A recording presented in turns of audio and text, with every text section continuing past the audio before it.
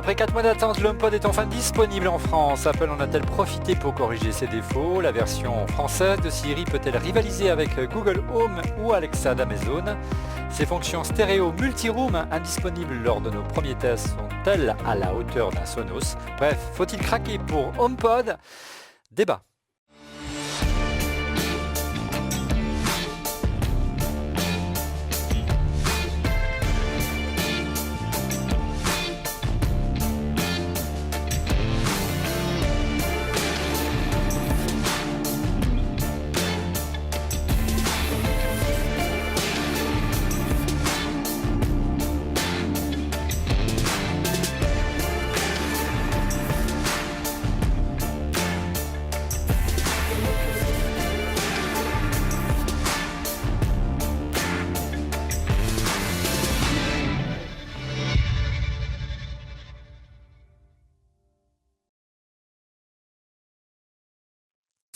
Bonjour à tous, vous regardez On refait le Mac, alias ORLM, très heureux de vous retrouver à 42, l'école qui forme les futurs talents de la tech. Je vous rappelle que vous retrouvez le débat high-tech chaque semaine sur notre site www.onrefaitlemacom.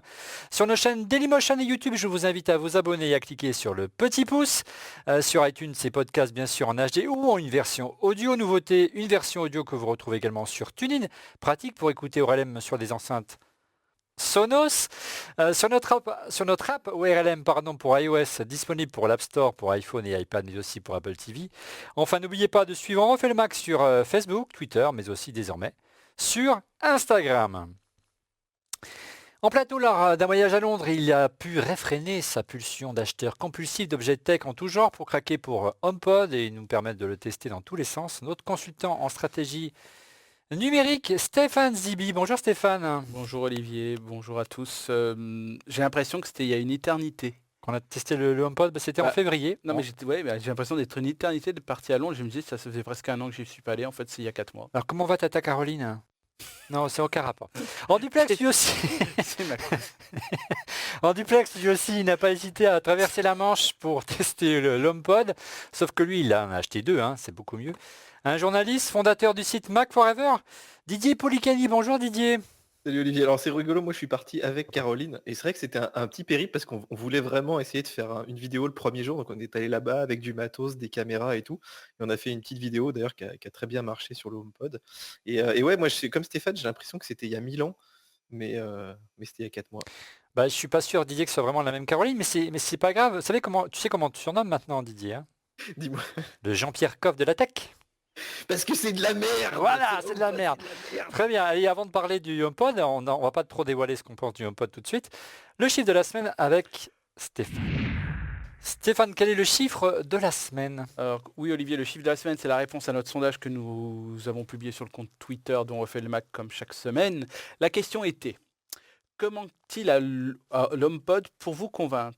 La première réponse, c'est un Siri plus intelligent à 38%, 34% un prix plus doux, 18% une compatibilité avec Spotify et 10% une compatibilité Bluetooth. Je pense que rien qu'avec ce résumé-là, on a déjà un petit peu ce qui va se passer dans cette émission. Ouais, on peut s'arrêter là, mais voilà, l'émission est terminée. Voilà. Merci, au revoir.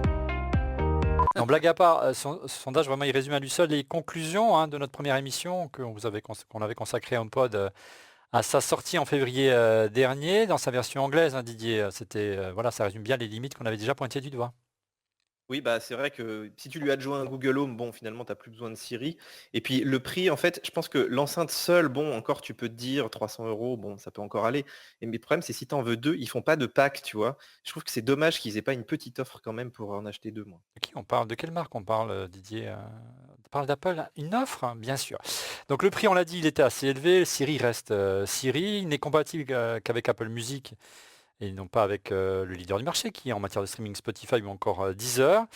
Et il ne fonctionne bien sûr qu'avec iOS et uniquement en Wi-Fi. Il est fermé donc à Android. Il ne fonctionne pas en Bluetooth. Il y a du Bluetooth, mais c'est uniquement pour le paramétrer.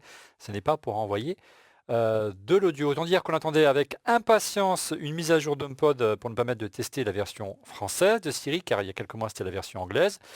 Mais également de mettre à l'épreuve AirPlay 2 et sa fonction multi-room pour le comparer et regarder à la référence du marché dans le domaine, à savoir les enceintes de chez Sonos, qui est juste là, la Sonos Play One. Mais n'allons pas trop vite et l'on commence par l'assistant Siri. Siri en français face à Google Home ou Alexa d'Amazon. Didier, que vaut la version française de Siri comparée à la version américaine? Sachant que traditionnellement, Siri en français, du moins sur l'iPhone, est bien moins intelligent que la version américaine. Bah oui, moi je trouve qu'il comprend moins bien, hein. Il y a plein de choses effectivement en français. Il y a aussi un problème de data. Il y a certaines data qu'il a plus aux États-Unis qu'en France. Ça met du temps à arriver. Et puis il y a aussi des fonctions comme par exemple modifier ton calendrier à iCloud. Ça, c'est des choses qui sont disponibles aux US, mais pas encore en France. Alors je pense que ça va arriver bientôt. Et puis par exemple de la traduction, il peut faire un certain type de traduction, mais pas dans les deux sens.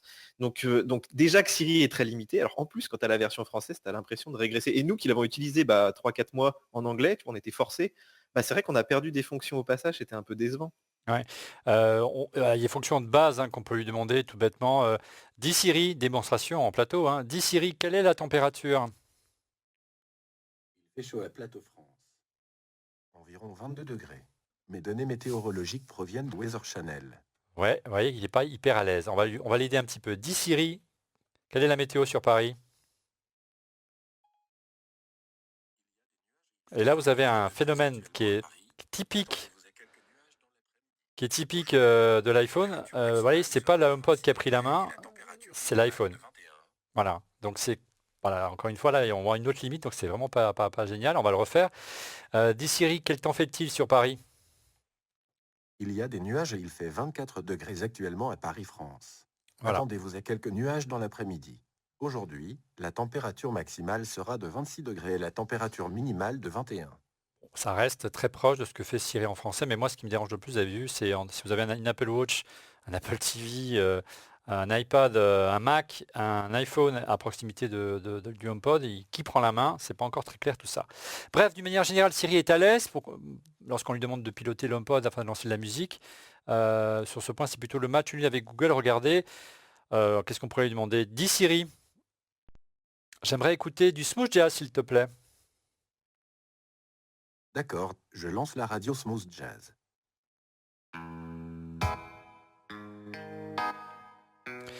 Dis Siri, pause. Donc en clair, vous pilotez intégralement Apple Music, en fait c'est ça Didier, avec HomePod. L'intégration se fait parfaitement, effectivement, parce que là, c'est un service 100% Apple. Oui, oui, globalement, ça marche quand même assez bien. Enfin, on en reparlera peut-être tout à l'heure, mais pour allumer les pièces, pour des choses un peu basiques, en fait, ça marche bien. Et même sur la musique, je trouve qu'il reconnaît très très bien les titres, même si tu les prononces un petit peu à la française et que t'as pas un super accent anglais, ça va assez bien marcher. D'ailleurs, des fois, il donne des prononciations qui sont assez rigolotes. Fais un essai, puisqu'on a un retour de ta voix. Essaie de le piloter depuis Lausanne. Dis Siri, lance Oasis. Ça a lancé les téléphones partout, mais Dis pas le Siri, HomePod. joue Oasis. Dis Siri, joue Oasis. Très bien, voici Oasis.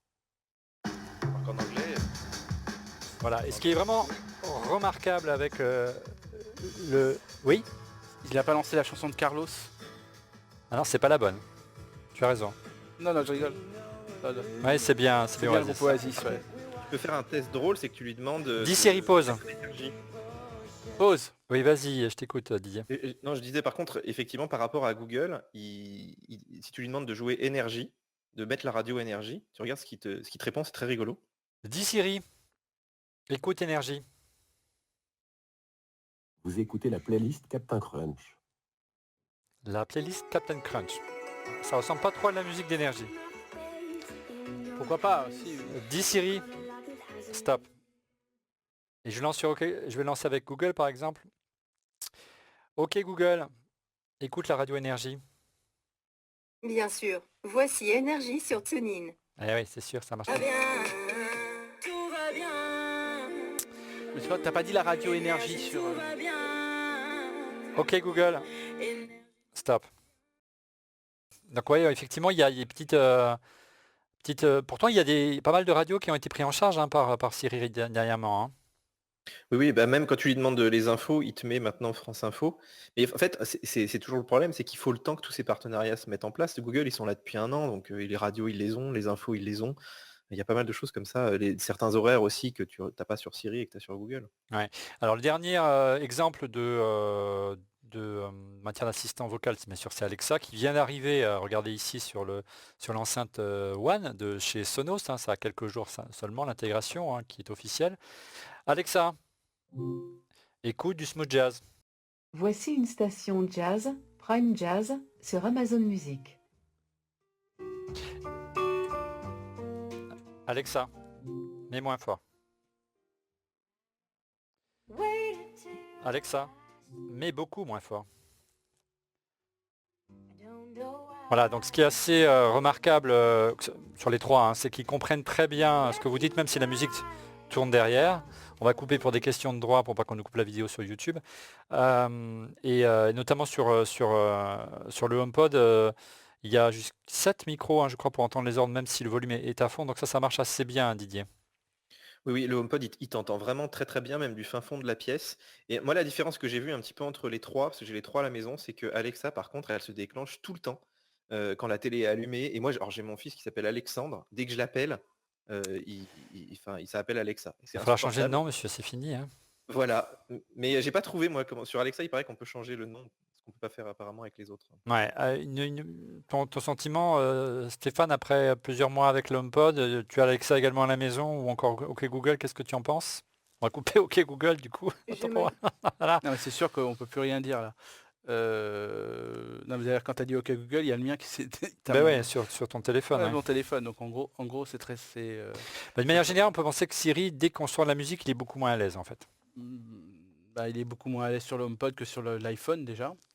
Et je comprends pas pourquoi en fait. C'est pourtant, je sais pas, c'est censé être la même base. C'est un mystère en fait ce produit. C'est un mystère, c'est le début d'ailleurs de d'autres choses qu'on va évoquer par la suite, mais cet HomePod, moi je pensais qu'on allait bon quand même le Siri, ils avaient pas mal de recul. Ça Oui, fait plusieurs années. c'était le précurseur Mais dans ce bien domaine. sûr, c'était le premier à sortir. Et mais alors ok, peut-être on a un accent. Évite OK, s'il te plaît. Oui, non mais peut-être que d'accord, nous allons avoir j'ai un accent peut-être à couper au couteau pour lui et il ne comprenait pas tout ce que je pouvais dire quand c'était En en version version anglaise. anglaise. Mais là, c'est vraiment pas possible. C'est-à-dire que Alexa me reconnaissait sans problème, Google aussi, sans aucun souci, mes téléphones sans aucun problème également. Et là, c'était la cata. Et je comprends pas en fait d'où donc c'est sûrement très compliqué, hein, ils ont sûrement mis beaucoup d'argent là-dedans, mais c'est un point d'interrogation ce produit. Un Ouais. point d'interrogation. Si Amazon et Google proposent, enfin ça marche mieux, c'est parce qu'il y a un système ouvert, hein, Didier, ce qu'on appelle notamment dans l'univers d'Alexa, hein, il s'est mis en route du coup. C'est les skills pour que le service Amazon soit pris en charge par des sites internet, des objets connectés. Et ils ont commencé très en amont, alors que le système d'Apple, par tradition, était fermé. Ils commencent à peine à l'ouvrir, on l'a vu lors de la dernière WWDC, et on voit réellement la différence, elle est là, hein. Oui, mais alors peut-être que Apple va le faire quand même. Et d'ailleurs, il n'y a pas très longtemps, il y a le PDG de Sonos qui a dit qu'il Oui, j'ai discutait vu avec ça. Apple et que peut-être Apple allait se décider à ouvrir Siri, puisqu'en fait, ces assistants, effectivement, tu as l'impression qu'ils finalement leur support n'est pas très important et qu'ils vont pouvoir se fondre un peu partout. Là, j'ai vu il n'y a pas très longtemps, ils sont en train de le mettre au Marriott, tu vois, tu es dans ta chambre et tu as Alexa qui sort des murs. Et finalement, c'est vrai que d'avoir créé le HomePod, finalement, ça sert peut-être pas à grand chose si tu veux promouvoir Siri. Peut-être que Apple devrait plus travailler effectivement avec des constructeurs audio, avec des constructeurs automobiles, avec tout un tas de partenaires et pour apporter les services. Mais après, il faut voir le modèle économique qui est derrière, hein. Amazon et Google, ils ont un modèle quand même assez différent de Apple. Apple qui reste un constructeur. Donc Donc Apple il faut veut vendre du des matériel. produits. Mm. Voilà.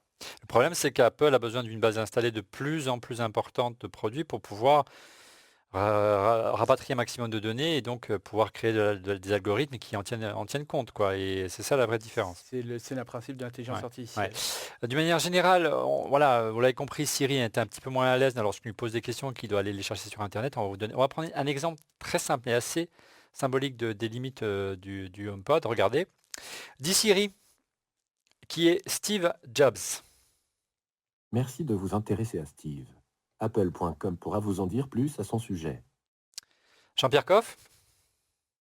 C'est de la merde, monsieur. Il sait même pas qui est son créateur. C'est dingue. Et si je demande ça à OK Google, qui est Steve Jobs?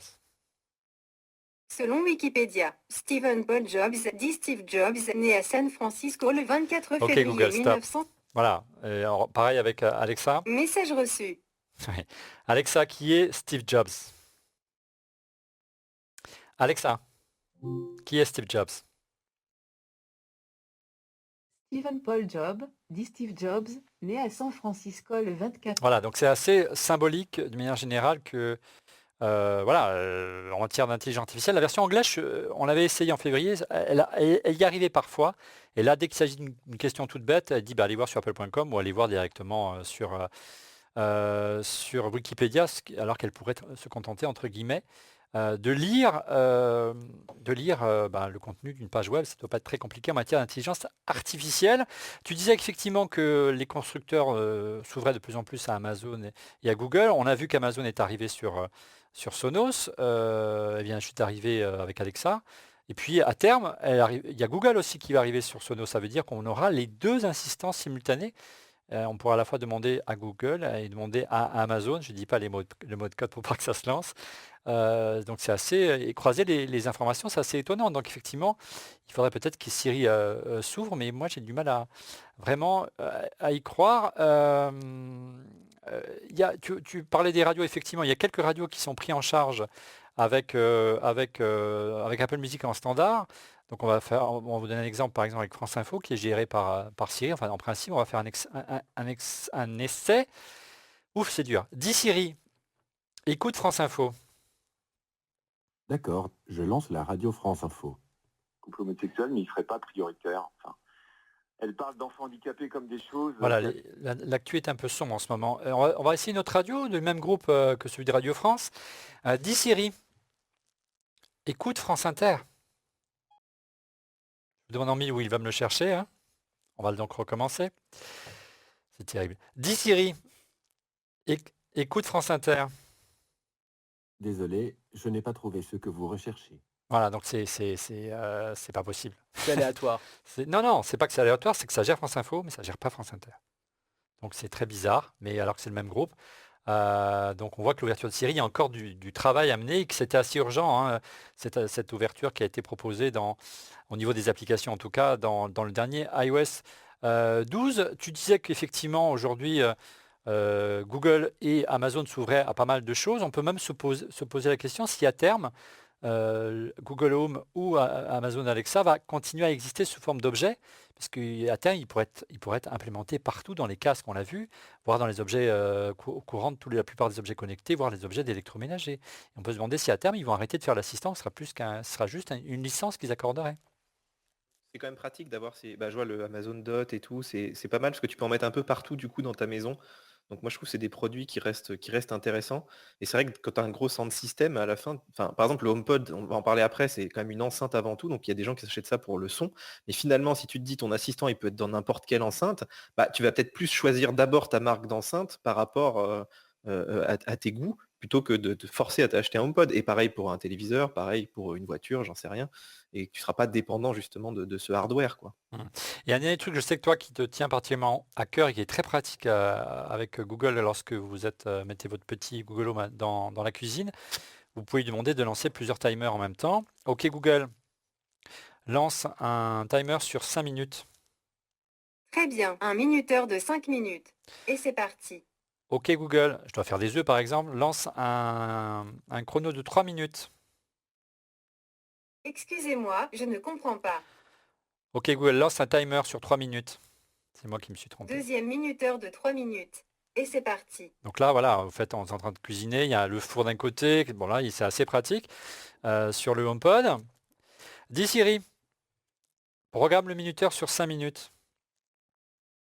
5 minutes, top chrono. Dis Siri, programme le minuteur sur 3 minutes. Un minuteur est déjà en marche. Il en est à 4 minutes et 52 secondes. Voilà. Voulez-vous le remplacer? Il y a encore des progrès à faire. Je crois que ça résume bien la situation. Je ne peux pas effectuer de recherche sur le web sur cet appareil. Voilà, c'est assez poussif et on est gentil. Heureusement, Didier l'a souligné, c'est une enceinte et une bonne enceinte stéréo. On en parle dans ce prochain chapitre.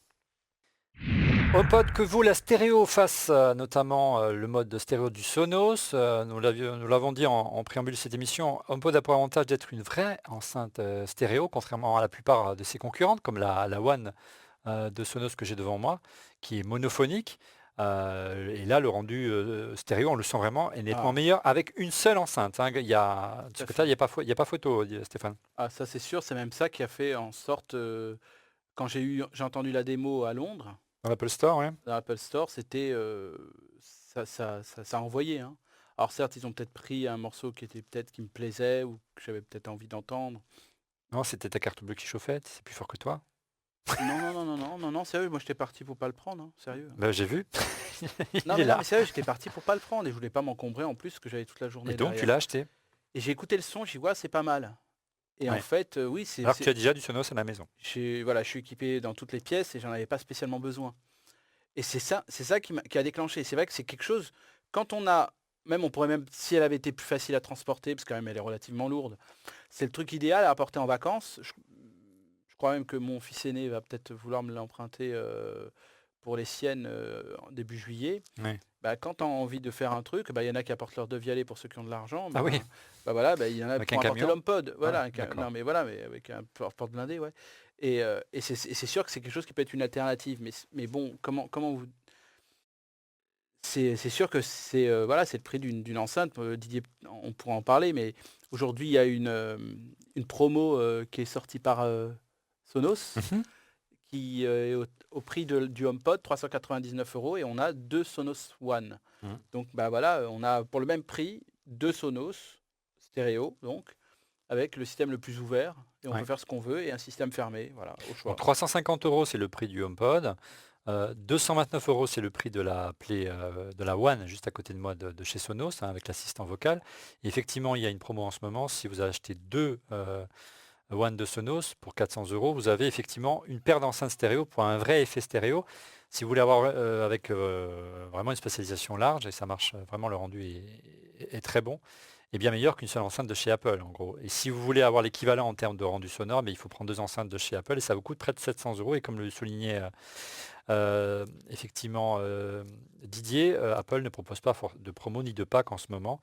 Et si peut-être qu'ils vont être un peu obligés là, enfin bon bref, je veux pas trop médire, mais quand même un petit peu. Didier, tu confirmes quand même que la qualité d'écoute du HomePod est vraiment, par contre, remarquable, j'ai trouvé personnellement, voire meilleure, nettement meilleure que celle de la Play One, parce qu'effectivement il y a 7 tweeters et ce système de son à 360 degrés, le rendu est très très bon, même si je trouve que, bon ça c'est, hein, chacun dira sa sauce en matière de rendu sonore, je le trouve un peu boomy, un peu trop basseuse cette enceinte, c'est un peu la marque de fabrique de Beats notamment, filiale d'Apple. Oui, oui, alors nous, on a fait pas mal de tests de son d'ailleurs, vous pouvez aller voir, hein, on a fait des vidéos avec des micros, On va enfin les dans diffuser, t'inquiète un pas, c'est environnement prévu, hein. contrôlé, voilà, exactement. Et c'est vrai qu'on les compare notamment au Sonos, et c'est vrai que le son, globalement, tu mets 2 HomePod et 2 Sonos, les gens ont tendance quand même à préférer le HomePod, qui a un bon caisson de basse, qui a, je trouve, des. En fait, c'est très difficile de se prononcer sur le son, et d'ailleurs, quand tu as vu tous les articles Mmh. de toutes les reviews sonores, même de mecs hyper expérimentés, ils avaient du mal en fait à la qualifier, puisque suivant où tu la mets dans la pièce, si tu as des murs qui font de la réfraction, si tu as, suivant le type de musique, il va égaliser un petit peu différemment, suivant ta pièce, il va égaliser différemment aussi. Donc en fait, elle n'a pas une couleur sonore uniforme. Et je trouve que c'est ça qu'ils sont arrivés à faire, c'est-à-dire que peu importe où tu la mets, même nous on avait fait un test rigolo, on l'a mis dans les toilettes, parce qu'il y a un système qui annule l'écho, enfin L'écho. qui fait en sorte qu'il n'y ait pas trop d'écho, et qui marche super bien. Et c'est vrai que c'est une enceinte, bah, tu peux écouter vraiment tout type de musique, tu seras satisfait la plupart du temps. Ils ont vraiment réussi ça. Et bon, c'est vrai qu'on parle de stéréo. La stéréo, une fois que tu y as goûté, tu n'as pas envie de revenir à un son qui est plutôt concentré sur une enceinte. Mais l'enceinte toute seule, moi, je trouve que si tu prends par exemple une chambre d'étudiant, si tu as un petit studio, ou même si tu fais, je sais pas, une petite soirée, tu vois, bah, Mmh. c'est exactement ce que disait Stéphane, c'est que c'est une bonne enceinte d'appoint en fait pour avoir un son vraiment très correct. Et elle se suffit un peu à elle-même finalement si t'es pas en mode audiophile qui veut écouter, tu vois, la 15e symphonie de, de Beethoven. Mozart, de Beethoven, Mmh. etc. Et donc vraiment, je trouve que c'est très Mozart, adapté en fait Beethoven. au monde actuel où tu as besoin du son très rapidement et puis tu as une bonne qualité, quoi. Donc on est à peu près d'accord d'une manière générale. Avantage au HomePod face à la Sonos One qui est juste à côté, parce que l'une est stéréo, parce qu'effectivement, tu l'as dit, les basses sont beaucoup plus présentes. La partie haute ici, il y a le caisson de grave qui est sur la partie supérieure, et c'est vrai que le rendu est très très fort. On n'avait pas la possibilité, en février dernier, de la tester en mode stéréo. Tu l'as fait. C'est vraiment meilleur, et puis comment se passe l'appairage? Bon, l'appairage est très facile, tu décides que ça devient une paire stéréo. Par contre, du coup, elle est uniforme, hein, c'est-à-dire qu'effectivement, tu peux plus faire du multi-room, tu peux plus balancer une musique sur l'un et sur l'autre, donc il faut choisir, soit stéréo, soit pas stéréo. Et puis après, bah forcément, le son, il est enregistré pour faire de la stéréo. Et puis en plus, maintenant, on ne sait pas comme il y a 30 ans où tu disais, bah tiens, on met la guitare à gauche et puis le chant à droite, enfin, c'était de la stéréo un peu basique. Maintenant, il y a vraiment un effet dans une salle quand tu as un son stéréo qui est incomparable. Et c'est pour ça que c'est un petit peu comment dire, frustrant quand tu l'entends en stéréo, de revenir à cette enceinte Tu toute peux pas seule, revenir parce en que tu arrière. as l'impression ah ouais, c'est difficile et malgré tout, le budget, il est quand même colossal. C'est-à-dire que tu es à des prix où tu commences à regarder, presque chez Kef et chez Focal, quoi, tu vois? Mais presque chez Donc Devialet. Oh, pas tout bientôt, à ouais. fait encore. Bah, pas tout à fait, mais bon, 1000 bientôt, hein, Ouais, ça 700 continue. euros. Donc avantage HomePod également en mode stéréo, mais le prix en prend un sévère coup. Tu as fait une vidéo assez amusante avec 2 micros. Regardez, je vous invite à écouter la diffusion en mettant un casque. Écoutez, vous allez voir, c'est assez étonnant. Tu t'es amusé à vraiment faire comprendre aux gens notamment nouvelle génération, qui ne connaissent pas trop le stéréo par rapport au mono, l'effet que ça fait. Une petite séquence de quelques secondes, écoutez et mettez un casque, vous allez voir la différence du stéréo avec par rapport à une diffusion mono ou alors une diffusion stéréo avec une seule enceinte.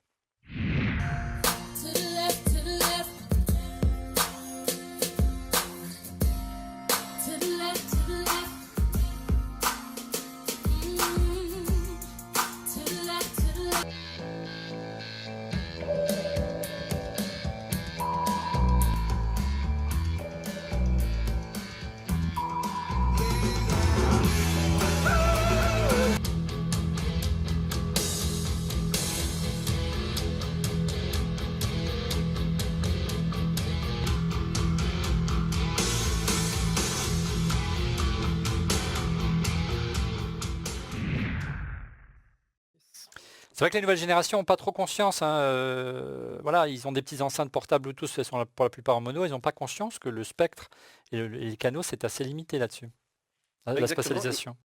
Exactement, c'est vrai qu'on toutes les enceintes que tu achètes quasiment dans le commerce, Bluetooth, elles sont souvent monophoniques et c'est vrai que c'est un petit peu dommage. Alors moi, enfin, je pense que les jeunes générations, on les voit aussi maintenant avec des gros casques et tout, donc à mon Mmh. avis, il n'y a pas trop de soucis à ce niveau. Mais c'est plus l'exigence au niveau du son et puis ça dépend ce que tu écoutes, ça dépend du contexte, si tu veux juste un fond sonore ou quoi. Mais et d'ailleurs, mais c'est rigolo quand même de voir parce que dans les vidéos, si vous regardez les versions longues, on a fait un test entre un HomePod tout seul face à 2 Sonos, un HomePod tout seul face à une Sonos tout seul et enfin la stéréo du HomePod face à la stéréo du Sonos.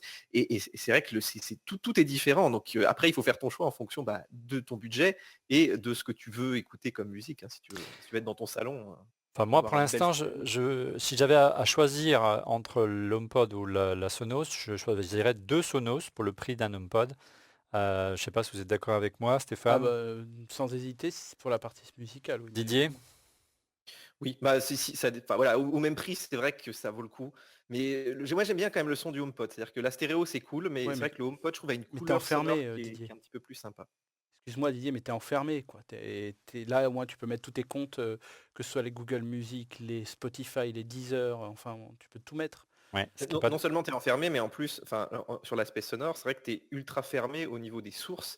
C'est-à-dire que même pour le brancher sur ta télé, je sais pas si on va en reparler après, mais Pas le trop. seul moyen, c'est de le brancher en fait sur l'Apple TV. Donc ça peut faire home cinéma. Ça n'a pas de prise Mais jack, voilà, en et voilà, gros. tu pas ce prise jack. Et puis tout est en AirPlay, donc tu as cette latence quand On va en même. parler de ça tout Tu à peux l'heure dans pas les faire questions. voilà, de la musique. Mais effectivement, il y a ça, et puis moi j'étais agréablement surpris lorsque j'ai configuré la One avec le compte pour déclencher Amazon. Je ne dis pas le mot de passe, sinon ça va démarrer. Le mot secret. À ma grande surprise, comme j'étais abonné à Amazon Prime, bah, j'avais l'offre Amazon Music gratuite. Gratuite maintenant, ouais. Ils l'ont rajouté.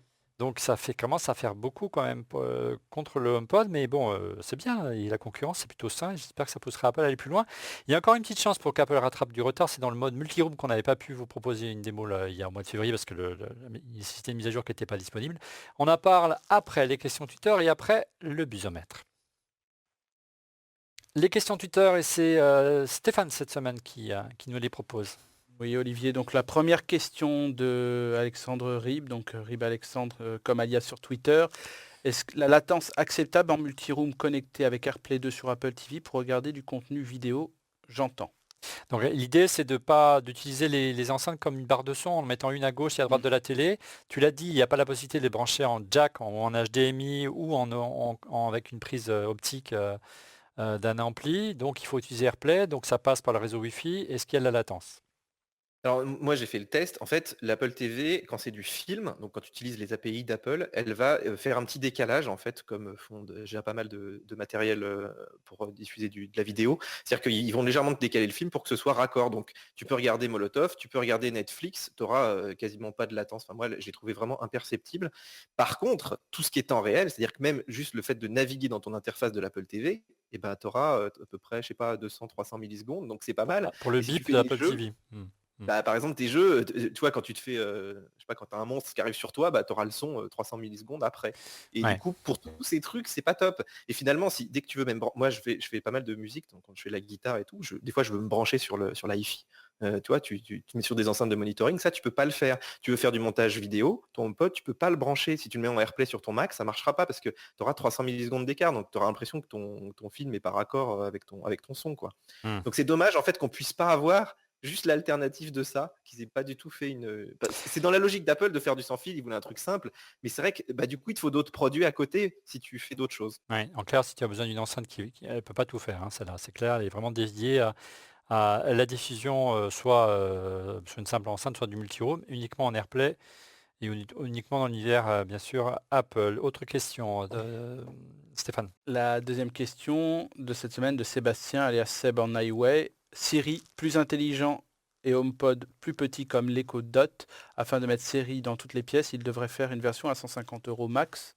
Oui, c'est une bonne réflexion, plus qu'une question. C'est plus une réflexion qu'une question, sauf que ça paraît... je pense pas que est-ce que Apple a déjà fait ça? Mais la logique De voudrait s'aligner aux autres. Non, mais la logique voudrait, s'ils s'alignent sur les stratégies des autres fabricants d'enceintes, on l'a vu chez Sonos, il y a toute une gamme d'enceintes. Chez Sonos, tu as la Play One, tu as la One, tu as la Play 3, tu as la Play 5, tu as 3 barres de son, on en parlera dans les coups de cœur tout à l'heure.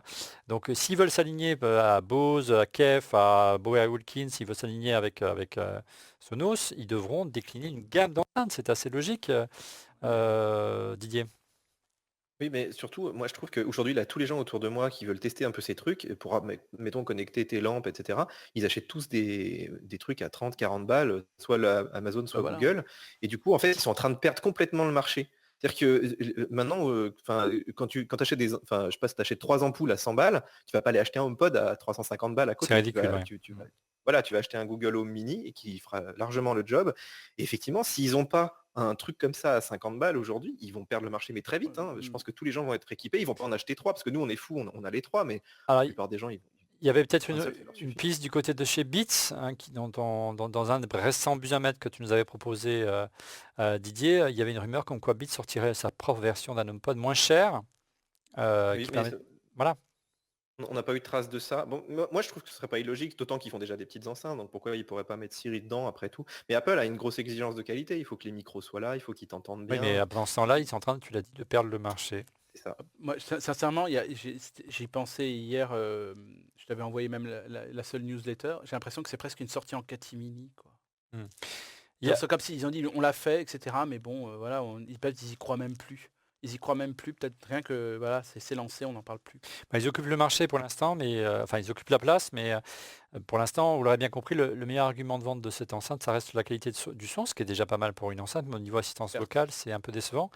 Et puis, ne l'oublions pas, la capacité d'attraction de la marque propre à Apple, hein, qui fait que les gens rentrent dans un Apple Store et ressortent les bras chargés comme Stéphane Zibi. Oui, non, bon. Et ça marche, la preuve, tu as acheté un Oui, HomePod. c'est Eh oui, eh oui. C'est pour l'expérience. Mais ce sera plus difficile de convaincre quelqu'un qui est déjà équipé d'une enceinte déjà connectée, type Sonos, de passer à Apple. Moi, je suis pas prêt Mais vous, encore à switcher. Vous, Ouais. vous deux, vous avez l'habitude de tous les produits d'Apple. Est-ce que vous avez souvenir qu'un nouveau produit totalement nouveau soit lancé aussi tardivement, en décalé pays par pays, avec aussi peu d'emphase? Une simple newsletter. Ouais. Sérieux, moi, j'ai Didier? je sais pas, Mais en fait, je suis assez partagé là-dessus parce que par exemple, nous, on a des statistiques, tu sais, des articles qu'on écrit, des vidéos qu'on publie. Mhm. Et étonnamment, le HomePod attire quand même beaucoup les gens. Alors peut-être dans ce public restreint de geeks, mais c'est vrai que c'est quelque chose qui effectivement, Apple n'a pas mis les moyens, je trouve, à la hauteur des attentes. Et même là, bon, il y a quelques journaux qui en ont parlé vite fait, mais c'est vrai que la campagne médiatique n'était pas énorme, alors que le produit est quand même assez... Enfin, ils ont fait quand même un sacré travail sur l'audio, c'est pas rien, quoi, Ouais, un HomePod, hein. et Habit Transition, on l'a pas présenté, mais la campagne de pub, pas télé, mais web pour l'instant en vidéo, je ne sais pas si ça va arriver sur la télé, elle ne mise uniquement que le son, hein. Regardez ce petit extrait. On parle absolument pas des fonctionnalités assez étonnantes que peuvent avoir l'HomePod, notamment en matière d'assistant vocal. On reste uniquement sur le côté enceinte parce qu'effectivement, il vaut mieux mettre sous le tapis ce dont on ne veut pas parler pour le moment. Voilà, on a répondu aux questions Twitter, on passe maintenant au busomètre. Le busomètre, cette semaine, quelles sont les rumeurs qui ont le plus buzzé du côté de la planète Apple, Didier? Alors on commence avec les nouveaux iPhones donc, qui vont arriver à la rentrée et tu sais que bon, bah, Apple est en phase de production maintenant, donc elle a passé commande et puis bah, les analystes s'intéressent un petit peu à ça puisque ça donne en fait une idée des ventes qu'ils peuvent espérer derrière. Et c'est vrai que ces derniers mois, les analystes étaient assez pessimistes. Ils disaient que Apple allait peut-être baisser la production de 10, 15, même on a entendu 20%, ce qui paraît assez énorme. Et puis là, ces dernières semaines, on parle plutôt d'une production qui serait assez ISO avec l'année dernière et puis surtout une demande qui serait assez forte sur le modèle donc LCD. On rappelle que c'est un modèle entre guillemets d'entrée de gamme qui donc n'aurait pas d'écran OLED. Et je dirais qu'aujourd'hui les analystes estiment qu'il pourrait y avoir la moitié à peu près des iPhones vendus qui seraient en LCD. Deuxième rumeur, Didier. Alors, Foxconn, en fait, a annoncé cette semaine donc, qu'ils mettaient leur siège social américain donc, dans le Wisconsin, et juste à côté d'une fameuse usine qui pourrait peut-être produire des pièces pour l'iPhone. Alors, tu sais que Donald Trump a annoncé qu'Apple allait, que Foxconn allait mettre 3 usines aux États-Unis pour faire des pièces d'iPhone, peut-être même assembler l'iPhone, on ne sait pas encore. Donc voilà, ce serait peut-être le premier pilier, mais ils n'ont pas encore vraiment précisé ce qu'ils allaient faire de ces usines, mais je pense que Ouais. c'est quand même très lié à Apple. Le Wisconsin, c'est un État qui dispose d'une réglementation particulière en matière de fiscalité ou pas? Non? Je ne sais pas, mais Pas je plus pense que qu'ils ça, non. doivent Plus pouvoir que ça, négocier non? un peu tout ce C'est qu'ils le veulent, hein. Delaware, je crois qu'il y C'est a le Delaware qui est D'accord. l'État qui centralise en fait le plus de sièges sociaux. Ouais, c'est une manière, Monsieur X n'est pas là cette semaine, mais c'est une manière de renvoyer l'ascenseur après la belle, comment dire, le beau cadeau fiscal qu'a fait Donald Trump. Donald Trump aux entreprises de la tech en général en prélevant très peu des bénéfices qui étaient stockés dans le reste du monde, hein. Et ils ont engrangé quelques milliards, c'est le moins qu'on puisse dire. Troisième rumeur, Didier. Bon, on va reparler de l'iPhone SE2, hein, puisqu'il est quasiment là toutes les semaines en ce moment. Alors, il y a un accessoiriste, je ne sais pas si tu te rappelles, il y a quelques mois, qui avait lancé donc la rumeur de l'iPhone SE2 en disant qu'il allait entrer en production, etc. Ouais. Et c'était ce même accessoiriste, donc il s'est fait une belle pub au passage, qui nous dit que finalement, apparemment, Apple aurait abandonné le projet. Alors, il y a quand même des traces de ce téléphone, hein, parce qu'on l'avait vu l'année dernière, il y a un opérateur coréen qui l'annonçait, etc. Donc peut-être qu'effectivement, Apple a fait machine arrière. En tout cas, bon, on les voit mal annoncer un 4e modèle à la rentrée, donc c'est vrai que ça a l'air un peu mort enterré, hein, cette histoire. Ouais, je te le disais déjà l'année dernière, mais moi, on me le dit encore, on me l'a encore répété, que s'il n'y a pas eu d'annonce matérielle à la WWDC, c'est parce que l'iPhone SE2 devait y être présenté et que finalement, ils ont été contraints d'annuler la présentation. Parce qu'en matière de qualité d'écran, l'écran LCD avec une encoche, l'encoche qui est donc opaque, qui ne laisse pas passer la lumière, laissait justement passer de la lumière sur pas mal de dalles de pré-production, j'y suis arrivé, c'est dur à dire, et qui n'arrive pas à atteindre ce niveau de qualité nécessaire qui permettrait de proposer un iPhone SE2 avec vraiment une encoche qui est parfaitement hermétique, qui ne laisse absolument pas passer la lumière. C'était propre cette fois-ci à la technologie OLED. Et là, donc, c'est une version LCD, donc c'est un peu plus compliqué. Donc, ils ont remis à plus tard. Est-ce que ce sera en 2019? Là, bon, on aura la réponse dès la rentrée. Quatrième rumeur. Alors la 4e rumeur, on en parlait tout à l'heure, c'est le CEO de Sonos qui a plus ou moins dit qu'Apple leur aurait confié qu'il réfléchissait peut-être à l'intégration de Siri, puisque Sonos en fait se plaint. Effectivement, tu peux contrôler tes enceintes Sonos avec Siri, mais il faut passer par un iPhone ou d'ailleurs un HomePod. Enfin, j'ai pas essayé, mais ça doit peut-être pouvoir marcher. Donc là, eux, ils aimeraient bien avoir accès directement à Siri, hein, comme ça ils auraient les 3 assistants.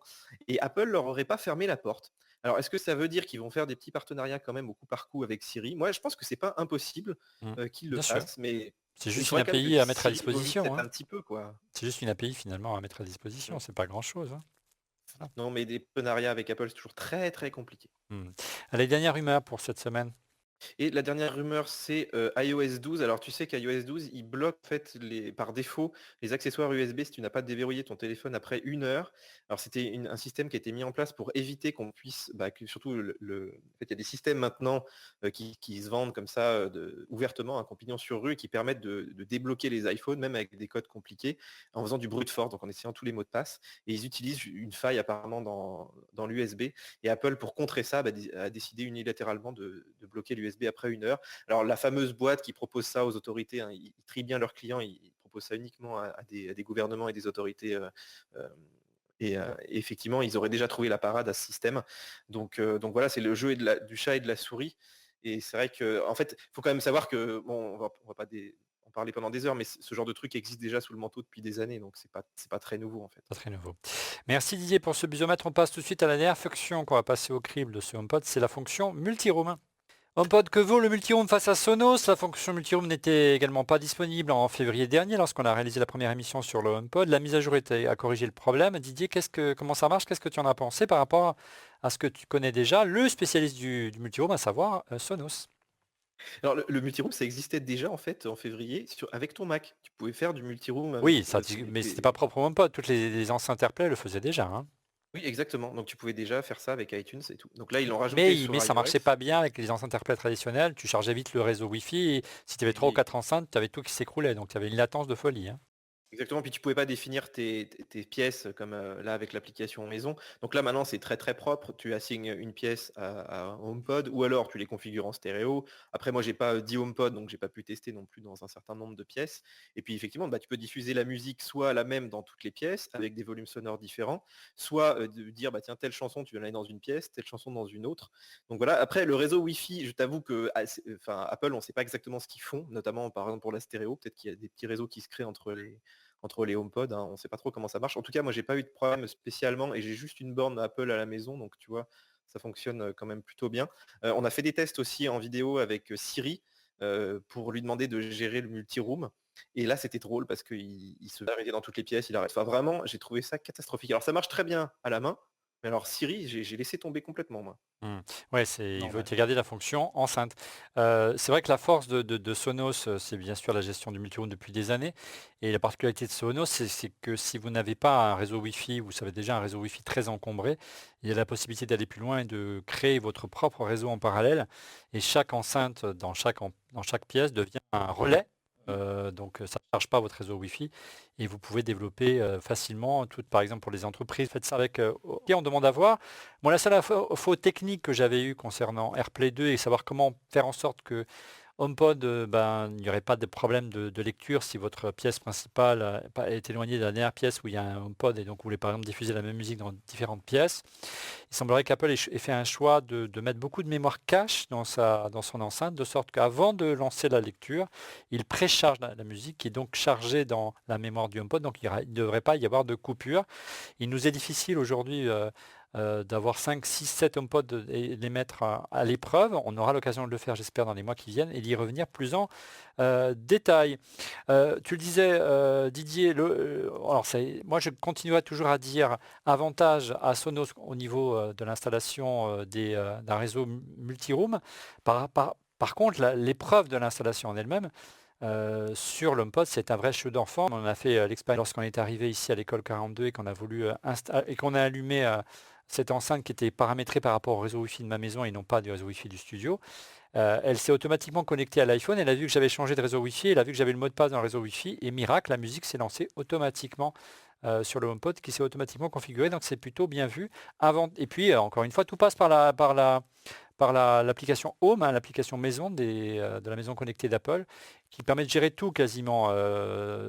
Didier, y compris les mises à jour, c'est en termes de simplicité, avantage de ce point-là à Apple, hein. Non, mais loin devant. Et alors, nous, c'est très drôle parce que du coup, tu sais, on est allé à Londres, on a fait pas mal de tests, etc. On a beaucoup bougé, donc à la fois les Google Home, les Sonos et puis le HomePod. Et à chaque fois que tu arrives dans une nouvelle pièce, donc même Google, hein, il faut lui redonner le mot de passe du réseau Wi-Fi, etc. Il faut le reconnecter dessus. Les Sonos, c'est pareil, et puis ça prend du temps, hein, faut le Ouais, c'est déconnecter parfois tout de suite capricieux, avant. hein, Sonos. Il faut brancher la Ah prise oui. Et Ethernet. là, c'est C'est transparent. galère, Et le ouais. plus plaît Mm. chez Sonos, redétecter la pièce. Moi, je me rappelle à Londres, je me baladais, hein, comme un blaireau là, à travers ma pièce avec mon iPhone pour, je sais pas, en plus ça fait du bruit, donc tu as les voisins qui gueulent. Enfin bon, j'ai trouvé ça quand même pas très pratique, alors que ton HomePod, tu le prends, tu le mets dans la cuisine, tu le mets dans la chambre, il va se recalibrer tout seul, tu rien besoin de faire. Ça adapte parfaitement à la pièce et à son architecture. Alors, on m'a dit que ça pourrait être automatisé bientôt aussi sur Sonos. Mais c'est vrai qu'il y a une contrainte, il faudrait qu'il y ait un micro sur l'enceinte de chez Sonos, ce qui n'est pas le cas de tous les modèles d'enceinte. Donc c'est plutôt sur les dernières enceintes où il y a un micro tout simplement pour Alexa notamment d'Amazon qui va s'allumer normalement. Mais bon, c'est pas grave. Alors, quelles sont les armes à donner aujourd'hui en choisir HomePod ou Sonos? Malheureusement pour Apple, c'est l'écosystème de Sonos qui est beaucoup plus ouvert. On l'a dit tout à l'heure, hein. Large choix de système de musical, choix des assistants vocaux et large choix d'enceintes. Il y a une gamme d'enceintes.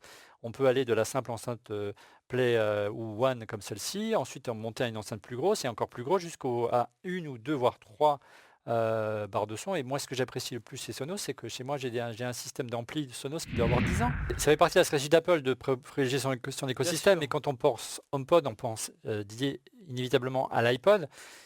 Et l'iPod, bien sûr, il privilégiait iTunes, mais ça fonctionnait surtout avec le standard du marché qui était le MP3. Bah oui.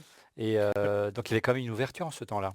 Moi, je trouve que la plus grosse incohérence, c'est plutôt Apple Music, qui Bah oui. quand même est disponible sous Windows, sous Android, qui font quand même un peu d'argent. Et du coup, Sundays, là, c'était une équipe que il y avait Tidal, il y avait Spotify, il y avait des fois Deezer.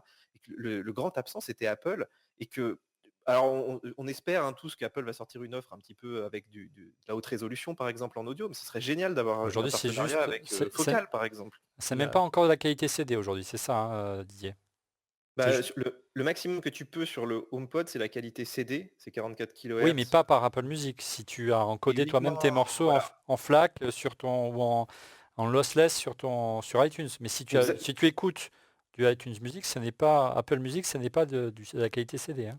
Tout à fait, Contrairement c'est à la musique Tidal ou compressée. Cubase. Exactement. Bon après voilà, par rapport au type d'enceinte, au type de public ciblé. Moi juste pour revenir de manière générale, est-ce qu'il faut acheter un HomePod ou pas? Je dirais qu'il n'y a absolument pas de réponse absolue. Ça dépend énormément de ton équipement actuel, de ton budget, de ton environnement, de tes prérequis. Moi je pense qu'un HomePod, même à quelqu'un qui est bien équipé, ça peut être justement l'enceinte des vacances, ça peut être l'enceinte que tu mets dans la chambre, par exemple, de ton ado, ça peut être l'enceinte de ta chambre d'étudiant, ça peut être l'enceinte de ton studio, ça peut être l'enceinte du bureau, par exemple, tu vois, pour avoir du son de temps en temps, pour faire tes soirées, etc. Je trouve qu'il peut s'inscrire quand même dans quelque chose qui peut être intéressant. Et voilà, aujourd'hui, il y a beaucoup de gens aujourd'hui, il y a des gens qui utilisent, tu peux le faire, AirPlay, de mettre du Spotify. Donc c'est pas une enceinte qui est totalement fermée. Et moi, je serais quand même assez optimiste sur le fait que finalement, Apple peut encore l'ouvrir. Après tout, tu vois, il commence à ouvrir Siri. Par exemple, là, tu peux pas envoyer des messages sur tout, mais tu peux quand même envoyer des messages sur WhatsApp avec ton HomePod. Et ils ouvrent quand même un petit peu leur truc. Donc je serais peut-être d'ici 1 an ou 2, pourquoi pas, tu aurais peut-être Spotify dessus.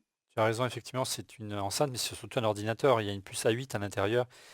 Et c'est du logiciel aujourd'hui maintenant, le son aussi, beaucoup de logiciels, on l'a vu avec Apple et Sonos notamment. Après tout, il suffirait d'une mise à jour pour corriger beaucoup de problèmes. Voilà, on arrive au terme de cette émission, on passe à vos coups de cœur. Didier, quel est ton coup de cœur cette semaine? Regarde. Ça y est, l'AirPower est arrivé? Alors pas le AirPower, le AirPower Mini. Bon. Et il est pas fait par Apple. Ah. Alors théoriquement, il y a une petite vidéo qui sera sortie quand l'émission sera diffusée, mais Théoriquement. ça m'a fait marrer parce que j'ai vu ça sur Amazon, c'est effectivement un clone du AirPower, mais en version miniature. Il est pas très grand, tu vois, si je te mets un iPhone 10 à côté, il fait à peu près la longueur de l'iPhone 10. Mais tu peux quand même charger ton iPhone, ton Apple Watch et tes AirPods? Oui, alors on rappelle que l'AirPower, c'est un truc qui a été présenté il y a presque 1 an par Apple. En même temps que l'iPhone 10, oui. En même temps que l'iPhone 8. Et puis, en fait, qui était censé pouvoir charger donc ton Apple Watch, ton iPhone et le petit boîtier des AirPods, donc qui, lui, va devenir compatible avec la charge sans fil. Hein, mais ça, c'est pareil, on l'a toujours pas vu. Et forcément, quand Apple met du temps, les Chinois copient. Donc, ils ont fait... il y en a plein sur le marché, il y en a plusieurs. Même Stéphane m'en a montré un qui fait en plus avec le boîtier des AirPods. Hein, ils te fournissent un petit bout d'électronique pour que ce soit compatible. Et alors, à ma grande surprise, tu vois, il n'y a pas de galet d'Apple Watch comme tu peux voir chez Belkin et compagnie, hein, où ils ont des partenariats officiels avec Apple. Et j'étais assez surpris de savoir que ça marche. Et j'ai testé donc avec même une Apple Watch, la première version, tu peux la charger et donc tu peux mettre ton iPhone dessus. Et en fait, c'est devenu mon chargeur de table de nuit. Écoute, je trouve super pratique de charger les deux en même temps, comme ça, juste en les posant. Et ça coûte 35 balles. Oh là là. Rappelons le prix d'AirPower. On ne sait pas, mais je pense que ce sera au moins entre 100 et 200, quoi. Ouais, c'est plutôt 200 que 100, mais bon, passons. Merci Didier, Stéphane, de ton côté. Oui, Olivier, donc cette semaine, j'ai regardé, il y a une rubrique en page d'accueil de l'Apple Store français qui est comment lancer sa startup. Et ça m'a interloqué. Mhm.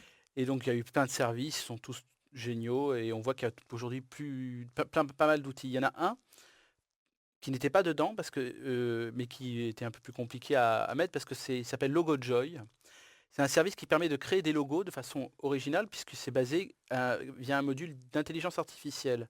C'est-à-dire que vous donnez vos goûts, on va vous donner une page avec une cinquantaine de logos divers.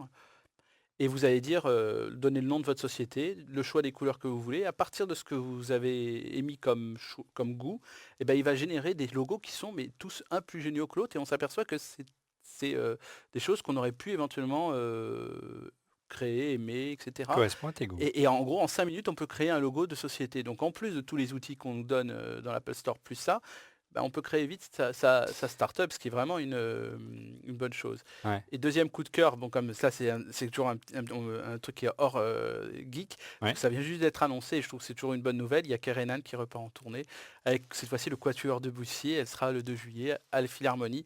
Et Regardez, il est en bave d'impatience, Ah il oui, grave. est fan. Bah oui, non mais surtout qu'elle aime beaucoup. S'il y a bien des artistes dans les artistes qui aiment tous ces sujets-là, dès qu'il y a quelque chose comme ça qui est fait, le son est très important pour eux. Et je suis sûr que si on leur dit à ces artistes que le son est bon là-dedans, ils le prendront eux. Comme le De Vialet, tu vois, ils ont été parmi tous les premiers à le prendre. Ça peut permettre à HomePod, tu vois, pour pouvoir revenir quand même, parce que c'est quand même une émission sur la musique. Je suis sûr que beaucoup d'artistes seront ravis d'avoir ce type Non, de mais son. on a l'argument choc pour acheter un HomePod si on veut faire un plan sur le HomePod. Regardez, dis Siri, écoute, on refait le Mac. Talent de la tech, je vous rappelle que vous retrouvez le débat high-tech chaque semaine. On refait le Mac. Voilà, rien que pour ça, moi je dis, il faut acheter un HomePod. Voilà, Ah, ça, l'honneur c'est est sauf de côté de chez Apple. Il n'empêche, mon coup de cœur, regardez, moi c'est la concurrence, c'est Sonos, c'est leur dernière barre de son, la Sonos Beam. Qui sera disponible le 17 juillet prochain, mais j'ai déjà eu la chance de l'écouter. Alors elle est moins puissante, mais elle est plus compacte que les versions précédentes. Elle dispose de 4 woofers, d'un étonnant tweeter, situé au centre pour une clarté des dialogues, et de 3 radiateurs passifs pour les basses, assez impressionnant. Et elle ne coûte que, entre guillemets, parce que c'est vrai que les barres de son chez Sonos sont assez chères, autour de 700 €, voire 800 € d'habitude. Celle-ci ne coûte que 449 €. Donc si vous avez un salon un peu plus petit, et que vous n'avez pas forcément besoin du grand modèle, essayez-la, vous allez à partir du 17 juillet. C'est la Sonos Beam et ça coûtera 449 €. C'est la fin de ce 298e épisode de Refait le Mac. Merci de l'avoir suivi. Je vous donne rendez-vous la semaine prochaine pour notre prochaine mission. Et puis bientôt, la dernière de la saison, la 300e. Soyez au rendez-vous puisque l'invité sera exceptionnel. Il s'agit ni plus ni moins que du père de l'iPod et un peu de l'iPhone aussi. Il s'appelle Tony Fadel. Et pour être prévenu en temps réel de la mise en ligne de l'émission, je vous invite à vous abonner à notre chaîne en cliquant sur le petit pouce et n'oubliez pas de cliquer également sur le petit bouton pour vous abonner. Merci encore pour votre fidélité et à la semaine prochaine. Au revoir.